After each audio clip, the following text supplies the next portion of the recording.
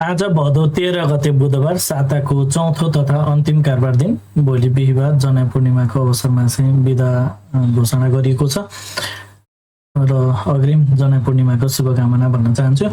आजको शेयर बजारमा पनि सामान्य गिरावट नै आएको छ। 2.82 अङ्कले घटेर नेप्से इन्डेक्स 1990 बिन्दु आसपासमा आइपुगेको छ। आजको शेयर बजारको अवस्था के कस्तो रह्यो त? विभिन्न टेक्निकल टुल्सहरूको अवस्था के कस्तो रहेको छ, साथै नेप्सेको आगामी यात्रा के कस्तो रहन सक्छ, ओभरअल टेक्निकली नेप्सेको अवस्था के कस्तो रहेको छ समीक्षा गर्नको लागि सधैँ चाहिँ आज पनि नेप्से एनालाइसिस लिएर म उपस्थित भइसकेको छु। नमस्ते, म लामिछाने हजुरलाई मेरो युट्युब च्यानलमा हार्दिक स्वागत गर्दछु।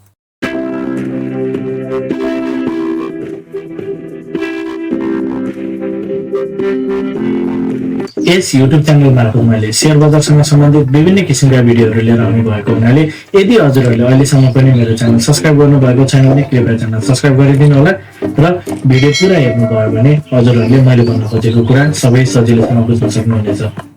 शेयर बजार अत्यन्त जोखिमको क्षेत्र भएको हुनाले लगानीकर्ता समूहले गहन अध्ययन र अनुसन्धान गरेर मात्र आफ्नो कदमहरू चाल्नको लागि उचित हुन्छ। यो भिडियो नितान्त इन्फर्मेटिभ तथा एजुकेसनल पर्पजले तयार गरिएको हुँदा यस भिडियोको आधारमा आफ्नो ट्रेडिङ स्ट्र्याटेजी नबनाउनको लागि हार्दिक अनुरोध गर्दछु। हामी स्क्रिनमा नेप्सेको प्राइस चार्ट देख्न सक्छौँ। आज पनि नेप्सेमा एउटा बियरिश क्यान्डल बनेको छ, सानो बियरिश क्यान्डल स्पिनिङ टप टाइपको क्यान्डल बनेको देख्न सकिन्छ। कारोबार रकम चाहिँ आज अलिकति बढी छ, 1 अर्ब 13 करोड भन्दा केही बढीको कारोबार छ। 1 अर्ब भन्दा बढीको कारोबार आएको छ आज। यो चाहिँ हामीले ठिकै सन्तोषजनक मान्नुपर्छ। हिजो अस्ति चाहिँ 1 अर्ब भन्दा पनि कमको कारोबार आएको थियो। आज कारोबार रकम बढ्नुलाई चाहिँ केही सकारात्मक रूपमा हामीले विश्लेषण गर्न सक्छौँ र पछिल्लो समय बजारमा चाहिँ लगानीकर्ताहरू खासै त्यति क्रेज नरहेको, लगानीकर्ताहरू मार्केटप्रति चाहिँ पोजिटिभ नरहेको एक हिसाबले भन्नुपर्दा लगानीकर्ताहरू अहिले चाहिँ कम्प्लिटली वेट एन्ड वाच भनौँ पर्खर हेरेको अवस्थामा रहेको रूपमा हामीले विश्लेषण गर्न सक्छौँ। आजको इन्ट्राडे चार्ट हेरौँ के कस्तो भयो बजार भनेर। आज मार्केट ओपन भयो लगतै सुरुवाती चरणमा केही बढेर माथितिर गएको देख्न सकिन्छ र आजको लागि चाहिँ एउटा डे हाई क्रिएट गरिसकेपछि भने बजार फेरि पनि घट्दो क्रममा नै रहेको देखिएको छ। अन्तिममा डेलोबाट केही बढेर बजार बन्द भएको छ, डेलोबाट केही माथि उठेर बन्द भएको छ, तर ओभरअलमा केही बजार चाहिँ तलतिर गएको देख्न सकिन्छ। र यसमा नोटिसेबल कुरा चाहिँ के छ भन्दाखेरि जुन एउटा मार्केटले चाहिँ एउटा साइडवेज प्याटर्न चाहिँ क्रिएट गरेको थियो 1990-89 को आसपासमा जुन बजारले चाहिँ अगाडि लो पोइन्ट्सहरू क्रिएट गरेको थियो त्यसलाई चाहिँ ब्रेक गरेर बजार चाहिँ तलतिर चाहिँ ओर्लेको छ, क्लियरली ब्रेकडाउन भएको देखिन्छ। 5 मिनट्स टाइम फ्रेममा जुन सर्टिक हुन्छ, सर्ट एनालाइसिस क्विक एनालाइसिस हामी गर्ने हो भने बजार चाहिँ डाउन ट्रेन्डमा जान खोजेको जस्तो डाउन ट्रेन्डको च्यानल क्रिएट गरेको जस्तो देखिन्छ।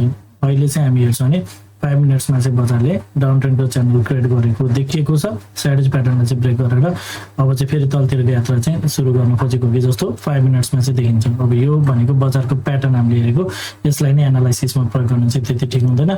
अब 15 मिनट्स टाइम फ्रेम हेरौँ। योभन्दा अगाडि एउटा जानकारी, यदि हजुरहरू the smart money concept advance लेभलको टेक्निकल एनालाइसिसको कोर्स गर्न चाहनुहुन्छ भने कृपया स्क्रिनमा देखाएको नम्बरमा सम्पर्क गर्नुहोला। साथै यदि हजुरहरू मेरो सल्लाहमा सेयर खरिद बिक्री गर्न चाहनुहुन्छ, एज अ एडभाइजरको रूपमा पनि मलाई लिन चाहनुहुन्छ भने यही नम्बरमा सम्पर्क गर्न सक्नुहुन्छ। 9863805867 यो नम्बरमा हजुरले कल गर्न सक्नुहुन्छ, मेसेज गर्न सक्नुहुन्छ अथवा वाट्सएप पनि गर्न सक्नुहुनेछ। अब एनालाइसिसतर्फ जाउँ। 15 मिनट्स टाइम फ्रेममा बजारले डाउन साइड मोमेन्टम चाहिँ लुज गरेको कुरा हामी देख्न सक्छौँ भन्ने कुरा हिजोदेखि नै हामीले छलफल गर्दै आएका छौँ। बजारले जुन एउटा लोएस्ट पोइन्ट क्रिएट गरेको थियो 1990 मा, त्योभन्दा तल चाहिँ बजार सस्टेन हुन सकेको छैन। एकचोटि आयो 1901 पोइन्ट मात्र तल झरे पनि बजार फेरि माथि उक्ल्यो।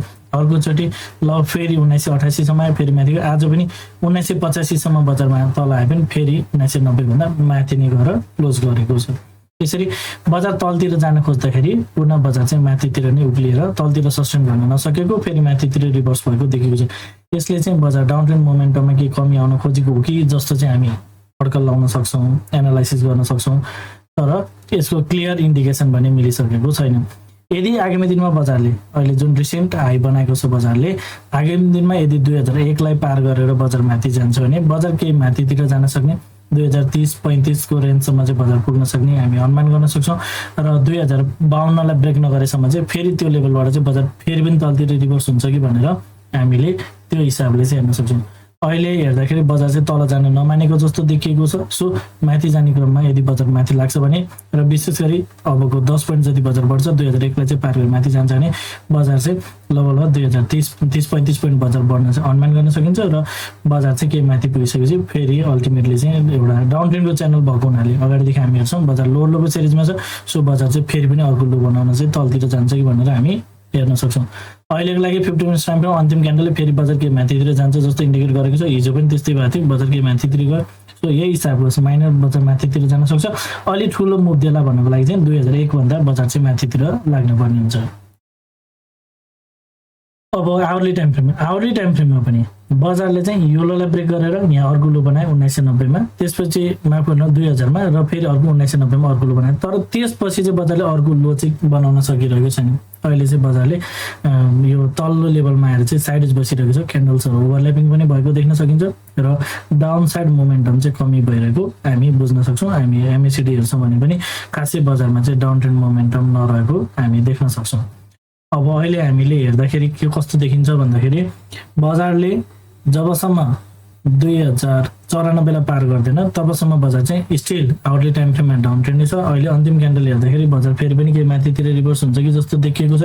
यदि बजार माथि जान्छ भने पनि आवरली टाइम फ्रेममा जबसम्म 2094 भन्दा बजार तल नै रहन्छ तबसम्म स्टिल मार्केट चाहिँ तलतिरकै यात्रा छ भनेर हामीले बुझ्नुपर्ने हुन्छ। अगाडि गर्ने के माथितिर जाने प्रयास गरे त्यो सफल हुन सकेको छैन। डाउन ट्रेन्ड मोमेन्टम कमजोर हुँदै गइरहेको हामी देख्न सक्छौँ र यदि बजार माथि जान्छ भने 2094 सम्म गएको मुभलाई चाहिँ करेक्टिभ मुभ नै हुन सक्ने, एउटा पुलब्याक मात्र हुन सक्ने र बजार चाहिँ फेरि पनि तलतिर जान्छ कि भनेर हेर्न सक्ने स्थितिहरू हामी बुझ्न सक्छौँ। अब डेली टाइम फ्रेममा आज एउटा बेरिस क्यान्डल बनेको छ। बेरिस क्यान्डल बने पनि आजको क्यान्डलले पनि हिजोको क्यान्डलले जस्तै एउटा रिभर्सलको इन्डिकेसन गर्छ। अगाडिको क्यान्डल्सहरूको लो ब्रेक गर्दै तल गए पनि तलतिर सस्टेन गर्न सकेको छैन। जस्ट लिक्विडिटी स्विप गरेर माथितिर नै बजार चाहिँ रिभर्स भएको हुँदा सो माथितिर बजार फर्किन्छ कि भनेर हामी लिन सक्छौँ। र यो हिजोको क्यान्डल जस्तै आजको क्यान्डल नि केही बजार माथितिर जान सक्ने इन्डिकेट गर्छ। आज पनि बजार सुरुवाती चरणमा केही पनि माथितिर गयो तर सस्टेन हुन सकेन।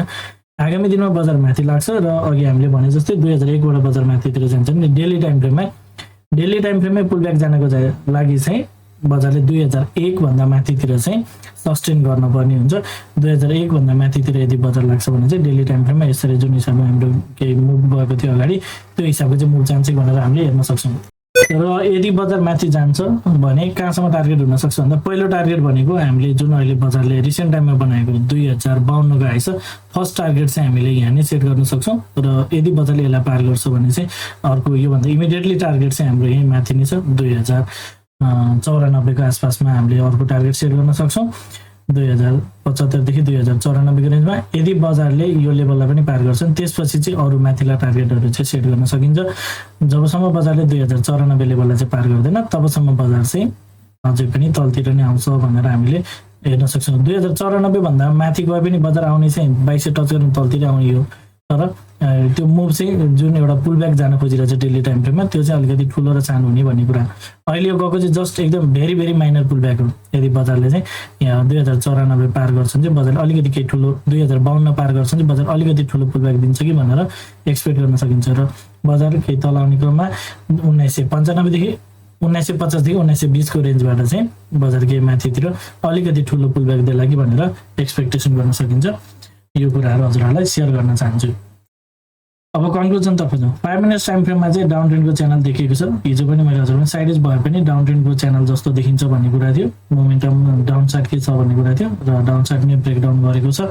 त्यसै गरी हामी हेर्न सक्छौँ 50 मिनट्स टाइम फ्रेममा चाहिँ मोमेन्टम मात्र कमजोर भएको बजारले यो लोलाई ब्रेक 1990 भन्दा तल चाहिँ क्लोजिङ गर्न सकेको छैन। बजार चाहिँ क्लोजिङ हिसाबले चाहिँ 1990 भन्दा माथितिर छ। सो बजारले डाउन ट्रेन्ड मोमेन्टम चाहिँ लुज गर्दै गइरहेको हुन सक्ने हामी बुझ्न सक्छौँ। आवरली टाइम फ्रेममा पनि बजार चाहिँ एउटा डाउन ट्रेन्डमै छ, अन्डर करेक्सनै छ। अन्तिमको क्यान्डल के माथितिर जान्छ कि भन्ने इन्डिकेट गर्छ तर क्लियरली साइडेज रहेको आवरली टाइम फ्रेममा देखिन्छ भने डेली टाइम फ्रेममा आज एउटा रिभर्सलको क्यान्डल बनेको छ। हिजो जस्तै आजको क्यान्डलले नि बजारकै माथितिर नै जान सक्ने इन्डिकेट गर्छ। टार्गेट भनेको पहिलो 2052 नै हुन्छ। यसलाई पार गरेर माथि लाग्छ भने बल्ल अरू फर्दर टार्गेटहरू सेट गर्ने कुरा हजुरहरूलाई सेयर गर्न चाहन्छु। हजुरहरूलाई मेरो भिडियो के कस्तो लागिरहेको छ कमेन्ट मार्फत जानकारी गराइदिनु होला। भिडियो मन परेको छ, उपयोगी भइरहेको छ, भिडियोले हजुरहरूलाई केही सहयोग पुर्याइरहेको छ भने भिडियोमा एक लाइक गर्ने अवश्य गरिदिनु होला। साथै च्यानलमा नयाँ हुनुहुन्छ, पहिलो पटक हेर्दै हुनुहुन्छ अथवा अहिलेसम्म पनि च्यानल सब्स्क्राइब गर्नु भएको छैन भने च्यानल सब्स्क्राइब गरिदिनु होला भन्न चाहन्छु। हवस् त, धन्यवाद, नमस्ते।